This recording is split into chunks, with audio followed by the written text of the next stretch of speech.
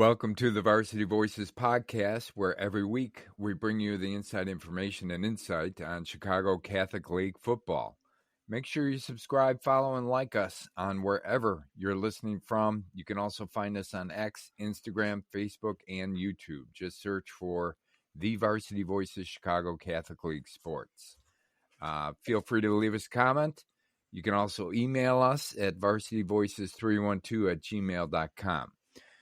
I'm Joe Frevaletti, one of your hosts, and here with me is your co-host, Dan Frevaletti. Dan, we're back today with another one of our preseason special episodes of From the Coach's Office, and this time we had the chance to talk with head football coach at Montini Catholic, Mike Bukovsky. Interesting interview. Before we get to that, Dan, tell our listeners what they've won by being a loyal listener, and they get to tune into a special episode of the Varsity Voices called Friday Night Blitz. Friday Night Blitz. As we record this, Joe, we are 21 days away from kickoff, fall Christmas, as I like to call it. So we are going to cover the games, and it is going to be really exciting. We're gonna be able to review, give scores, talk about highlights, talk about players, cover the Catholic League, up and down, side to side, during that first weekend of games or first night of games. So we'll probably come on, in the third quarter, give everyone updates live. We're going to do this live. We invite our subscribers, our followers, friends, and family to join the chat, join the podcast, be a part of it. That goes for anyone and everyone. If there's someone who wants to be a reporter, a correspondent from the game, call in, give us their take on what's happening. Be a great way to get involved in the podcast. So it's going to be really exciting. Again, that is Friday, August 30th. We'll probably come on air. I guess we'll probably announce that at some point when we'll come on the air, what time we'll come on. Right. But even prior to that, follow our social media for scores and updates. I can't wait. It's going to be really exciting. It's going to be a lot of fun. It's going to be fun. And, in addition to it being a live podcast, it'll also be live streamed to X and Facebook and YouTube. So, for people who want to just listen in, they'll be able to do that and catch the live streams on some of our social media sites as well. So that'll be exciting too. But, like Dan said, we're going to be reporting the scores and updates and that kind of thing throughout the night. But, if you want to be a correspondent, somebody who's out at the games, out at some of the Chicago Catholic League games, and would like to be a part of the podcast and the live stream, make sure you reach out to us. Do it on social media. Leave a comment there or email us at varsityvoices312@gmail.com. So back to our interview with Montini coach Mike Bukovsky, Dan. He in the interview, he talks about last year they made it back to the playoffs, right, and had a good season. I think it was 2019, the last time that they were in the playoffs. So, a storied program with a long history, successful history in that program, and Coach Bukovsky will talk about that a little bit in the interview, but. I think they feel like they're back on track now.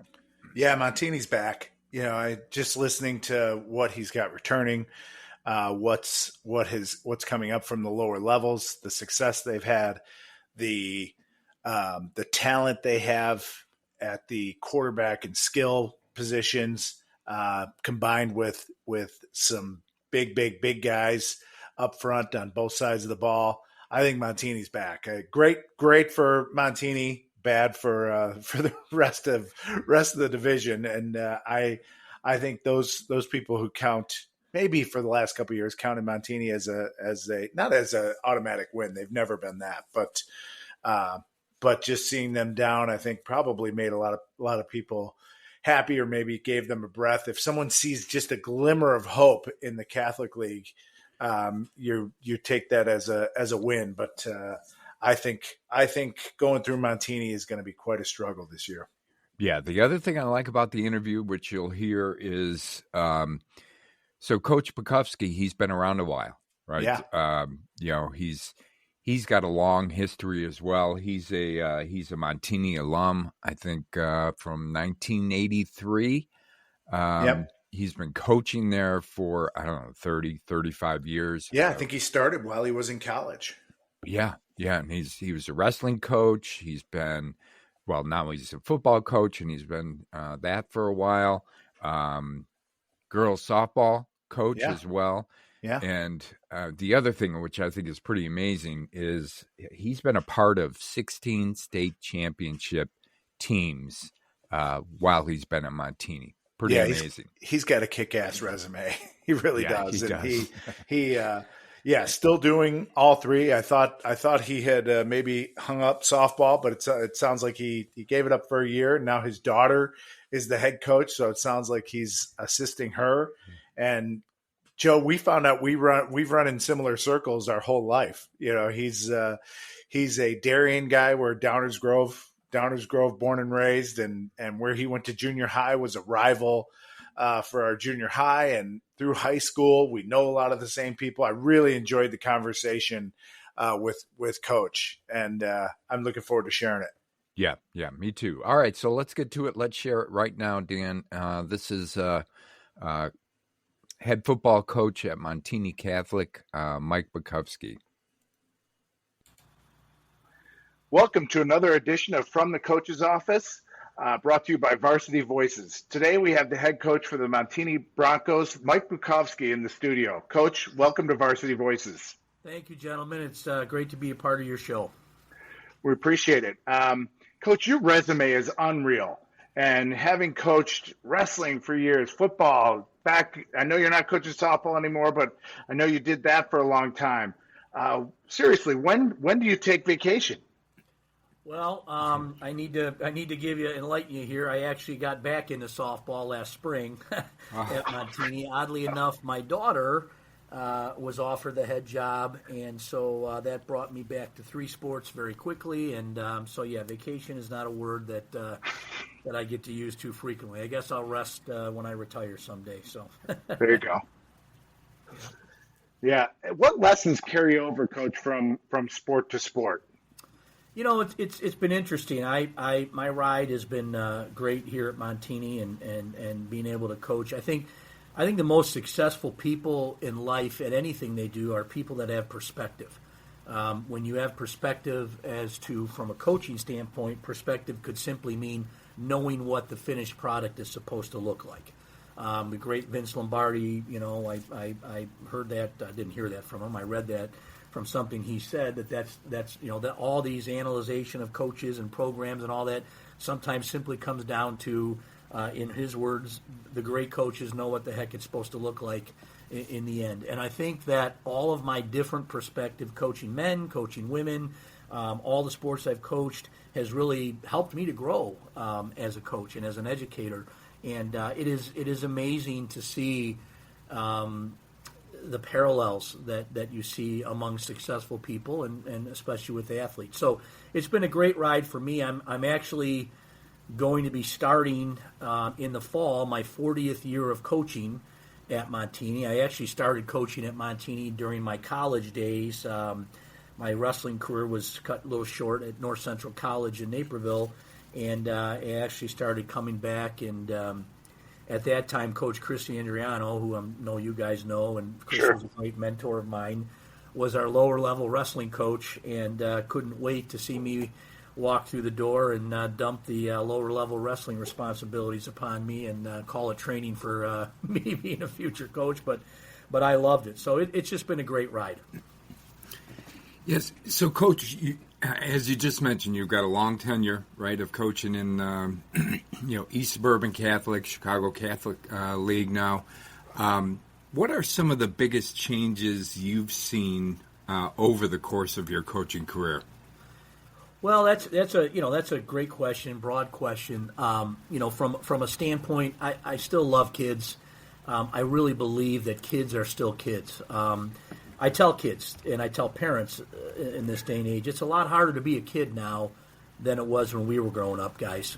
Things were kind of simple then. You went to school, you worked hard, you did that. We didn't have all this social media, and obviously this is a curse and a blessing at the same time. I love getting an opportunity to share things with guys like you and do things like this. But at the same time, you guys know, it's a tough responsibility to handle for kids. So I think the onset of social media and just the attention, when we grew up, we would never, declare that we had a workout today and we did all these things. That was called self-serving back in the day. You just went about your business and you did what your coaches told you to do. You got in the weight room, you did your sprints, you did whatever, and you just kept that to yourself. Now it seems like everyone in the world needs to know what everyone's doing, and from their workouts to their commitments and their visits and all that. So that's a tough thing to get used to, as a old school guy, I guess you'd say. But I still believe in kids, and I still think kids have a lot of positives, and I love the upside. And as long as I,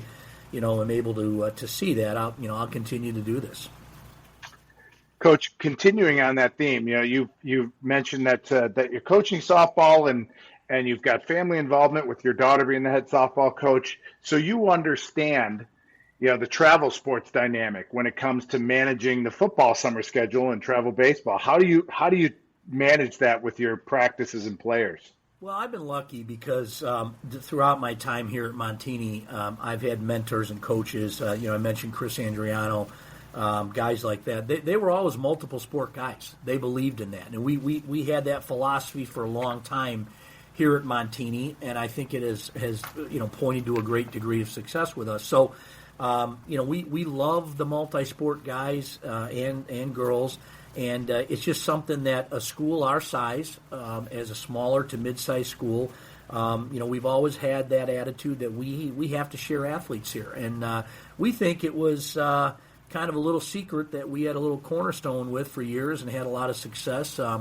Some other coaches I know don't feel that way, and I would kind of, snicker inside me and thinking, you guys are missing out because, these kids are getting so much more of a perspective and so much more by participating year-round. And then, of course, now in the age of specialization, you guys mentioned travel ball and things like that. It all just happens faster. When I was with my daughter and she came up through travel softball, and obviously I got involved with that and got involved with the high school program here. I read a stat once that 80% of all Division I softball, women's softball signees are committed by the time they enter their freshman year. Now, I think that number's changed a little bit, but that's just staggering. I mean, football, That's what I love about football. Football, I call it still, as much as you hear some negatives in the news about it, I still call it the most pure form of recruiting, because you're recruited through your school. You're recruited through coaches that are educators, and that happens. And your junior year is when the whole recruiting experience really intensifies. Some kids obviously start a little earlier as these offers go out early and things, but I still love that. I think it's good for a kid to have time to mature, and we don't have to make decisions and evaluate these kids in 8th grade like a lot of these women's sports are nowadays. Right. So, Coach, how consistent are you from year to year in your coaching approach? I know probably from year to year you want to make little tweaks and changes, based on maybe what you did last year or what you think the coming year is going to hold for you. But what kind of tweaks or changes have you made, like from last year to this year? I think that's really the secret. That's really the essence of coaching. Is you guys know too. There's a lot of coaches that hang on to things a little too long, and they go down in flames, and they don't understand what needs to be done. There's other coaches, I think, that receive a lot of pressure, and they make too many changes, and they don't stick to their guns, so to speak, and what they need to do. So I think that was a big part of my maturity as a coach, is being able to balance that and surround yourself with the best people that you can. And I've been fortunate, again, some of the men that I've worked with and some of the women that I've worked with or worked under. Some of my administrators have been great people and great influences on me. But it's funny, Joe, because that changes every year. Right. I mean, this year I'm not necessarily changing a lot. So if we threw a number at it, let's say I'm changing 5% of what we do going into the football season this year. The last 2 years, when we were struggling a little bit, that number might have been high as 20, maybe 25%. So you're kind of searching all the time. But I think the values have to stay the same, and the things that you expect every day out of your young athletes. That's the most important thing to be consistent with. Yeah. Speaking of change, the division adds Fenwick and Carmel this year, so no breathing easy for anyone ever in this league. How do you like the division changes every couple years? Well, it's something that it comes with the territory. You decide to be in the Catholic League. Now I'm you can ask everybody different situations. Everybody's situation is different. When I look at our schedule right now, Carmel's been coming on. They've had a couple of years now, so arguably we're not catching them at the greatest time. Maybe if you played Carmel 4 or 5 years ago, it would be a different story. So you look at that as a positive and negative. Fenwick, same thing. Their program has done some very, very good things in the last few years, and they seem to be on the rise, especially with numbers and in talent. And of course, St. Lawrence. We've been battling with them now. This is the second revolution that we've had them in our group and in our division, and they've done a great job over there. So I think however you look at it, it's the Catholic League. You just look at the situations that come out of the Catholic League, the experience and the success rate that teams have in the playoffs. They're one of our competitors, but you have to give them props. Last year, Nazareth Academy. I mean, everybody thought they were dead and buried. They go 4-5 and they run the table and beat some teams and win some games they lost. I mean, that's just incredible how that happens. But it's our league. It just is what it is. So Coach, you should have said right at the beginning, congratulations on an outstanding season last year. You're back into the playoffs. You had a nice deep run as well. I'm sure you have your eyes set on the playoffs again and another deep run and state championship. What does it take to maintain that level of play from year to year and hopefully avoid any of those down years? Well, we talk about entitlement all the time. It's funny, you talk about coaching changes. Last year and 2 years ago, we were doing everything we could to make our kids understand that they can be elite, they can have those kind of lofty goals and all that. And just 2 or 3 years earlier than that, we were fighting the fact that every kid that came through here just had an expectation and thought they were going to play in a state championship game. So it's just funny how in the same program those things have to be addressed year to year. We went back to old-fashioned. This group, we've got a great group. We've got 29 seniors this year. That's a huge number for us. We haven't had that number in a long, long time.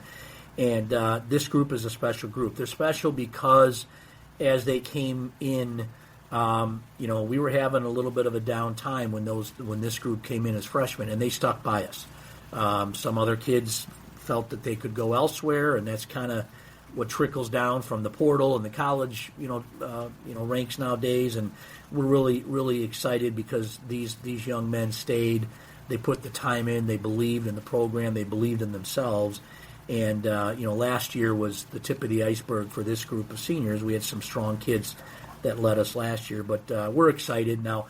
But again, if we don't talk yet about, the goal every year is to win a state title. That's a given, but there are so many steps that we have to take before we get to that, and that's navigating this league on a week-to-week basis. So we got to stay humble with that and grounded. Yes. So you mentioned you've got 29 seniors this year, which is really a good number. How is the overall health of your program from a numbers perspective? I know the numbers have been down really kind of across the board for a lot of programs, over the last several years and maybe now trending back up. Where are you in that as far as your numbers are? We're pretty strong. We're a little more top heavy. We obviously it's the R word. Nobody mentions that word, but you're recruiting all the time in terms of your performance. So it's been no secret. So with the resurgence of some of the public school high schools in our area, that's been a dogfight for us. There was kids a couple of years ago that would make Montini their choice because going to a public school in the area, their local public school, wasn't that as interesting or didn't seem to fit their needs. Now with some of the success that these schools have had in the area, that kind of throws you all back into that dogfight. So that's been a challenge. It will always be a challenge. I don't think people really understand. I know a lot of the public school stalwarts don't really understand. They think we have all the advantages because we can recruit. And I think to myself, looking at some of the big high schools in the area, my gosh, I would love to have a group of eighth graders coming in and know that already I've got an A and a B team sitting there ready to be made and have strength in numbers like that. And so it's in between. So our numbers are strong. Feel real good about that. But in this world, in this business, coaching, like 1 year is all you need to have. All of a sudden your numbers are suspect. So we continually try to address that is really what we're saying here. Yeah, sure. Coach, we've talked a little bit about the numbers of players and how many seniors you have coming back. Who can we look for this year, name-wise, to kind of lead Montini on the field? Well, we're very fortunate. We've got 10 defensive starters returning. And so it starts up front. We've got 3 big guys up front. That J.C. Hayes is a senior. He's 6'2", 270. He's actually been at times a 4-year starter. He started some games on the varsity as a freshman. Some of that was out of necessity. Obviously, he's a very talented young man, so we're looking for big things out of him.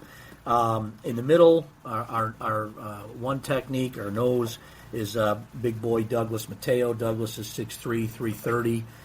He's grown into his body, and again, another 3-year starter who's broken some strength records here and really is ready to have a monster senior year, we hope. And Nico Castaldo, who is also a 3-year starter, has just physically transformed his body. He's 6'2", about 240 right now. Once again has broken many of our strength records. Just really, I think those 3 guys I are really ready to, it starts up front with them. So those 3 guys are there. And the defensive, our linebackers, we've got Mateo Barrett and Jackson Lane and Jeremiah Peterson, 3 guys that are playmakers that started last year and really had great years for us. We've got some other guys that are pushing very heavily. Our 2 corners are back. Sean Hubany led our team in interceptions last year. I think he had 6 interceptions on the season. Max Bell, great. Speak of a 3-sport athlete. Actually, both of our corners. Sean's a 3-sport athlete too.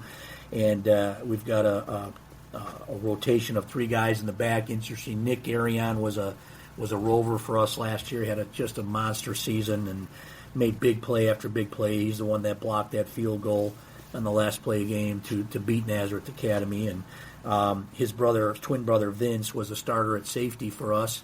Broke his wrist. We put a sophomore in there last year named Isaac Alexander, and Isaac had an unbelievable year. So we've got a lot of talent on the defensive side of the ball. We're really excited about it, and great mature attitudes. You'll hear a lot from those guys. Offensively, our starting quarterback is back, Gaetano Carbonera. And, Gaetano was a junior last year, stepped into the role. We actually were going to have another senior that was going to be the starter last year, and that didn't work out for various reasons. And Gaetano was green and listened and learned and put together a very good season for us. So he's back. Interestingly enough, we also have a very interesting situation at the quarterback position. We have a young man that transferred into our school. He is a sophomore this year, a very talented young man, Israel Abrams. He's 6'3", and has a rocket for an arm. He's already garnered an Iowa State offer in the spring of his freshman year. So he is coming in to compete for time on the varsity with Gitano. So we figure that we've got a great contest there and a great race, and they've both looked very good in the summer. So we're very excited about the depth that we had that position. We didn't have very much depth at that position last year. We also bring back some talented receivers. Our leading receiver last year, Santino Florio. He's a little guy. He's about 5'6", 5'7", probably weighs 145 pounds. I've been coaching football here for 35 years, and he is the best kid I've ever seen at having one-step acceleration. We've had a couple kids maybe a little faster or, better in the 100 or whatnot, but this kid can absolutely accelerate on a dime. He made so many big plays last year. We're very excited about him. We've got a couple of other receivers that are really going to be kids that we lean on. Okay, JoJo James played for us last year. You'll see him all over the place offensively in the backfield as well. C.J. Harkins, another really talented junior. Isaiah Mason, who's got a couple of D2 offers already. Big kid, 6'2", 210. Santino Tenuta is back for us. He was our starting H-back last year. He's going to figure into the backfield with some time too. So we've got a lot back there. Our offensive line right now, we're a little banged up in the summer. We're trying to get some of those guys healthy, but we've got Luke Jezik at center. Luke is just a great hard-nosed, blue-collar kid. Can't say enough about his toughness and what he brings to the table. On an everyday basis. Angelo DeSense started for us last year as a sophomore. He's 6'5", about 245 right now. Looks fantastic, really good feet. And then we've got a number of other guys. Dario Matuiz, who played a lot for us last year, is in the mix there. He's gotten bigger and stronger. And then some of those defensive guys I mentioned are going to play too. And then, we've got some depth there at offensive and defensive line. So we feel good about our senior leadership group, and it's kind of it's a good group. Like, there's not a one guy that's going to get all the accolades and this and that. They're very much a team, a team concept with them, and I think that's one of the reasons why we had a lot of success last year when they were juniors. Yeah, so Coach, I think I know what your answer to this might be, but I'm going to ask the question anyways. Obviously playing in the Chicago Catholic League, very, very difficult league, a lot of good teams, grinder of a schedule usually, but what do you see as some of the biggest challenges about playing in the Chicago Catholic League? Well, the biggest challenge is for a school like us is numbers. I'm looking at right now on the board, we've got all the teams listed and all the divisions and all that. So out of the 24 teams in the Catholic League, I think, I don't have official numbers with this, but I think we are the second or third smallest school in the whole entire complex. So I believe Leo is smaller than us, and I'm not really sure. IC is a little bit about 100 students smaller than us. So we're somewhere in there, and we always talk about that. Our best kids, I feel, can play anywhere and play with anybody. But, when a school like Loyola loses their starting right tackle, they might go from an A player to an A- player or a B+ player. With, 550 kids in the entire building that we have, we might go from an A player at a certain position maybe down to a young kid or a C-level player. That's the difference with numbers. When things hit right and things are going well, you can compete from week to week. But it's, as some schools found out last year, it's a headbanger every week, and that's really, to me, the biggest challenge is playing that. Now, back in the day when we played in the old West Suburban Catholic Conference, with Bennett, and you guys were part of that, and then we broke off because Bennett grew more than the rest of that conference, and so we stayed in the Suburban Catholic Conference, and you're playing teams your own size every week. So if we used to our schedule was always flipped a little bit. We would, know that, weeks 3 through 9, we would be basically competitively matched up numbers wise with all the rest of our teams in the conference, and we could compete. And we used to look for those first 2 games to really play, big time opponents. So we played East St. Louis for 3 years. We played Loyola for 2 years. We played Lincoln Way East for a year. We played Palatine. A lot of great schools like that because we knew the conference would level off a little bit. Now it's kind of the opposite. We got every week, and our non-conference schedule too. It's tough to get people to play, and anyone that's in the Catholic League, I think, is experiencing this now. I know I've talked to several of the other coaches, and it's tough to get games because everyone knows that we're grizzled. Our teams we're going to thump you, every week, and we're going to have athletes in play. So even the teams that were, supposedly last place teams in their division, they're going to compete every week too. So it's that's the biggest challenge to me. Mm-hmm. Coach, appreciate your time. This is the last question for me. I think Joe has others, and you mentioned it a little bit. So the 3 of us are all products of, quote unquote, back in the day when Bennett and Montini had a great rivalry. We're West Suburban Catholic guys. So obviously times have changed. Who do you think your players would say is Montini's biggest rival today? That's a great question, and that's something that we've been trying to figure out for the last couple of years because we haven't had one. We didn't play IC for 10 years, and then we played them in 2 opening games, 3 not last year but the year before, and that kind of brought back some juice there. Last year's game with Bennett, at our place was very electric. That was a huge crowd and a lot of side betting going on. I got a lot of calls from old alums my age and all that. So that was that was obviously a huge game. Marmion, they're still around. We haven't played them in a couple years, so it's a good call. I really don't know how to answer that. It's kind of tough because the schedule rotates. Probably, in looking at our schedule this year, we've never played Carmel. I think that's the only school in the Catholic League we've never played, at least going back a long time.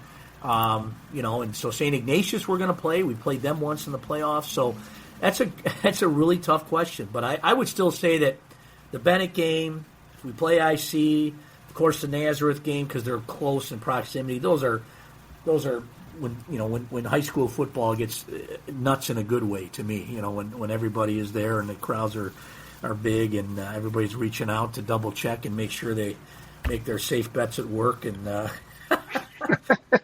and wear the old colors, so to speak, guys. There you go. That's really where it's at now. Yeah. So, Coach, last question. A year from now, we're sitting down again for another interview. What do you hope we're talking about as far as Montini is concerned and Montini football? Well, I think the number one thing is the continuation, of our program, to keep growing and reaching. I say this, and it's the truth. We really struggled coming out of COVID, our program. And it was a combination of a few things. We had lost some coaches, some things were going on here and there. Talent level, this and that. So when we got out of COVID, we really struggled for a couple years, and then in this business, when you're competitive like in the Catholic League, it's unforgiving. We tell our guys that no one's feeling sorry for Montini.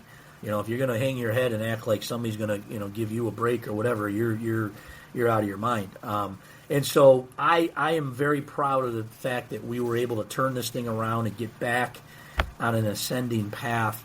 Last year we lost a tough game in the semifinal. We had the lead till about 3 minutes left, and Byron was a very, very good team, had some excellent players, and the next week they go in the state championship game and they win 69-7.